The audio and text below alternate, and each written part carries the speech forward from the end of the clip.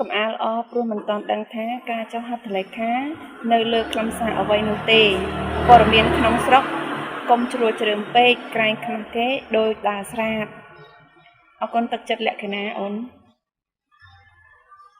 តែលក្ខណៈដូចជាអូនគិតថាអូនជាសកម្មជនសកម្មក្នុងសង្គមដែរប៉ុន្តែអូនសកម្មផ្នែកខាងឆ្នេះនេះបងក៏ចង់ប្រាប់អូនថាចេះអូនគួរសកម្មក្នុងការប្រមូលព័ត៌មានឲ្យបានជុំសិនទៅប្រមូលព័ត៌មានអូនត្រូវតាមដានព័ត៌មានពិតដែលរដ្ឋាភិបាលឬក៏ប្រធានាធិបតីដូណាល់ត្រាំបានចេញសារហើយក៏ចេញនៅបទឈប់បាញ់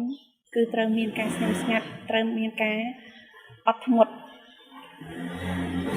បានន័យថាគ្រប់ពេលវេលានៃការស្ងាត់តែមិនមែនស្ងៀមរដ្ឋាភិបាលកម្ពុជាធ្វើតាមបទឈប់បាញ់បន្ទាប់មកទៀតយើងនឹងឈានចូលដល់បទកិច្ចព្រមព្រៀងមួយទៀតគឺសន្តិភាពបន្ទាប់ពីកិច្ចព្រមព្រៀងសន្តិភាពភាគីទាំងសងខាងគឺត្រូវដកអាវុធធុនធ្ងន់ចេញហើយក៏ត្រូវតែគោរពតាមអូនឯងអានច្បាស់មើលព័ត៌មានក្នុងស្រុកក្រៅស្រុកទាំងបរទេសទាំងនៅប្រទេសចាទាំង Fox News ក៏គេដាក់ដែរអញ្ចឹងអូនឯងសង្កេតមើលថាគ្រប់បណ្ដាប្រទេសទាំងពីរហ្នឹងគឺត្រូវគោរពតាមគោលការណ៍លើ MOU ឆ្នាំ2000អញ្ចឹងឆ្នាំ2000គឺត្រូវមានអីខ្លះអូនគឺត្រូវមានការបោះបកគោលទាំង15បកគោលហ្នឹងគឺនៅតំបន់រលកំពុងតែរីលុះហ្នឹងគឺត្រូវមានការបោះបកគោលដូចអ្វីដែលការចុះ MOU ឆ្នាំ2000ហ្នឹងអញ្ចឹងប៉ុន្តែប្រហែលជាអូនអត់ទាន់បានសិក្សានៅឯកសារយោងច្បាស់លាស់អញ្ចឹងបានជាអូនឯងព្យាយាមនិយាយធ្វើម៉េចឲ្យតែអូនធ្វើទៅសកម្មក្នុងការងារប្រឆាំងប៉ុន្តែអូនប្រឆាំងវាអត់មានន័យហើយបងប្អូនខ្លះដែលគាត់បានមើលហើយក៏គាត់ពិចារណាដែរព្រោះកិច្ចព្រមព្រៀងនេះកិច្ចព្រមព្រៀងហ្នឹងគឺពាក់ព័ន្ធជាមួយនឹងសន្តិភាពចា៎អញ្ចឹងគ្រប់យ៉ាងគឺមានសន្តិភាពគឺមនុស្សលោកគឺត្រូវការសន្តិភាពណាក្នុងសង្គមបច្ចុប្បន្ន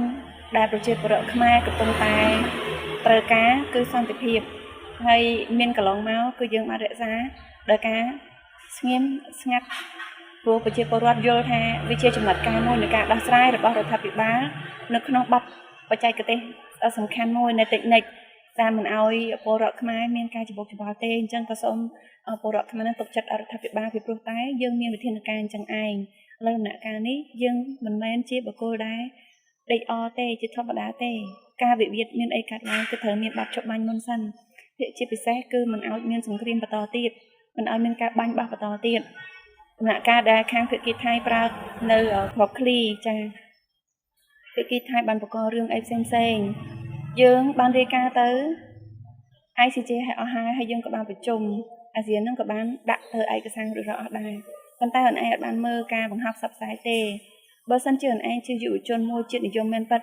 អូនគួរតែសិក្សាមើលទាំងសងខាងអូនសិក្សាសងខាងហើយអូនឯងមើលថាចំណុចខ្វះខាតអីមួយអូនឯងអាចយកមកនិយាយបានតែចំណុចខ្លះគឺអូនឯងនិយាយអត់ពិតតែម្ដង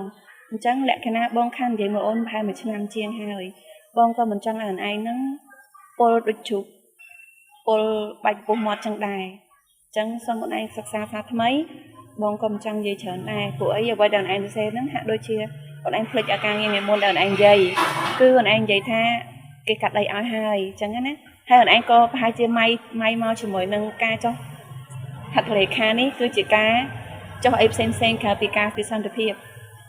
ហើយគោលការណ៍ដែលគេគោរពគឺទៅលើ MOU 2000ណាអូនណាហ្នឹងហើយអញ្ចឹងអូនអានសារថ្មីសិនទៅអូនសួរទៅលើមេខ្លោងពីក្រោយខ្នងរបស់អូនសិនទៅថាតើអូនឬក៏មេខ្លោងអូនឯងគាត់មិនបានជំនួយស្មារតីអូនឯងឲ្យយល់អំពីឯកសារ MOU ឆ្នាំ2000ទេអញ្ចឹងអូនឯងសួរសារថ្មីទៅណាហ្នឹងហើយបងសូមមានសារប៉ុណ្ណឹងនៅសម្រាប់